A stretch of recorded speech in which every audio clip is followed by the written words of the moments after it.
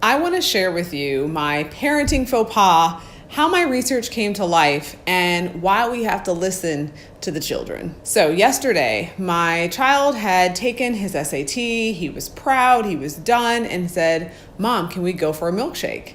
And so I said, "Sure, we can go."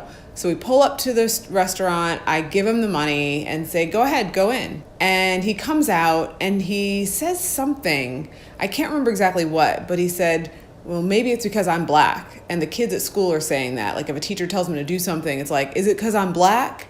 And I said, "Well, don't make light of that. Like it's just, you don't need to use that phrase because sometimes it really is because you're black." And we went about our way and the day was what it was.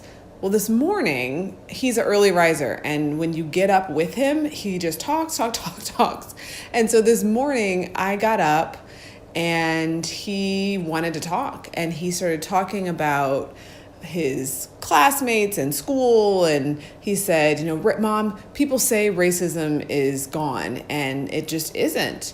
And I said, "Oh, tell me more about what you're thinking." So he tells me more about this experience when he was getting his milkshake. He said, "Mom, I think they were treating me a certain way because with the person before me, the person said, 'Oh, can I have this or that?' And they said, 'Sure, of course.' And then when I came up, they said, 'How can I help you?'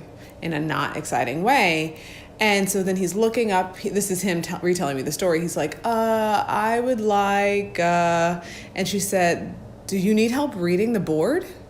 And he said, "No."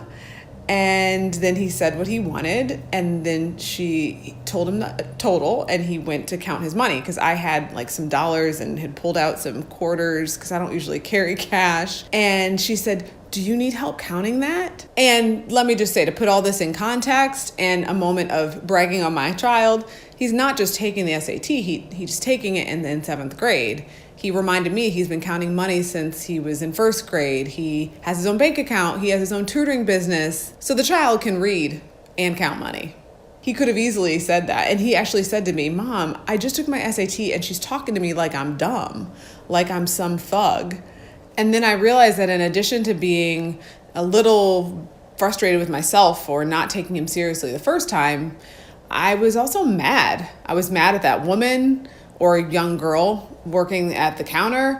I was mad at society. I was mad at the world for piercing his bubble. He had just met a challenge head on and succeeded and completed this major achievement and then is quickly brought back to reality. And it's just not fair. And I said to him, I'm sorry. I'm sorry that I didn't pay more attention, that I minimized what you were saying, that I thought you were just joking about this phrase that kids are saying at school.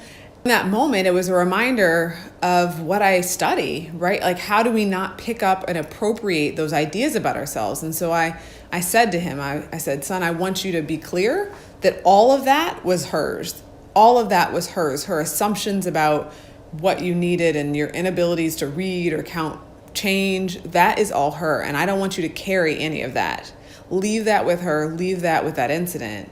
And I can't be certain that my encouragement to him to let that be her baggage and not his will work, but it made me really stop and think about how it's so important that we, one, listen to each other, especially children, because they're having these experiences and making sense of the world, but two, remind each other who we are and be in relationship and loving relationship with each other enough to remind each other who we are. So those moments when people try to give us their stuff, that we don't pick that up and we don't help that shape our sense of self.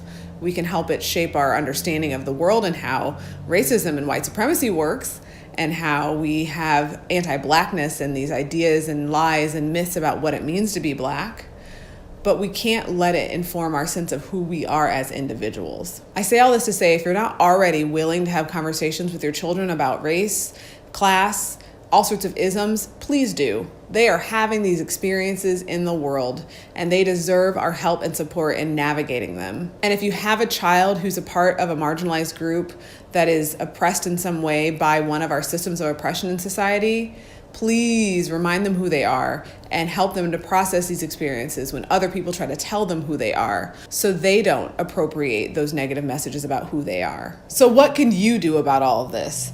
Well, first of all, you can feel my pain and just acknowledge that as a mother of Black children, there's a level of like frustration and rage and anger and disappointment with the world that my child has to experience these things and that I have to then figure out how to do the somersaults to help them navigate. So believe people. Believe Black women when they tell you the extra work and somersaults that they have to do to prepare their children to be in the world and to not pick up and carry all the baggage that the world is giving them. And then also, you're going to interact with Black children.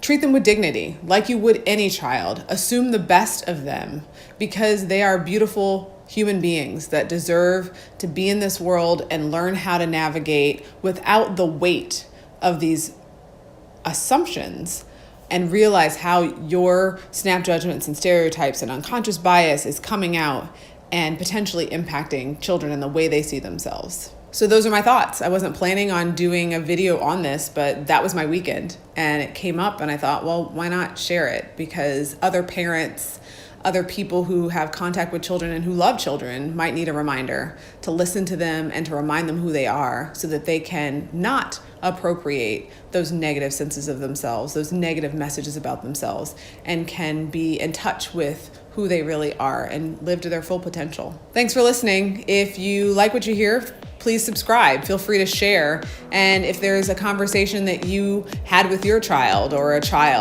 something that you're wondering how to approach with them, let me know in the comments. I'd be happy to share my thoughts. Thanks for listening.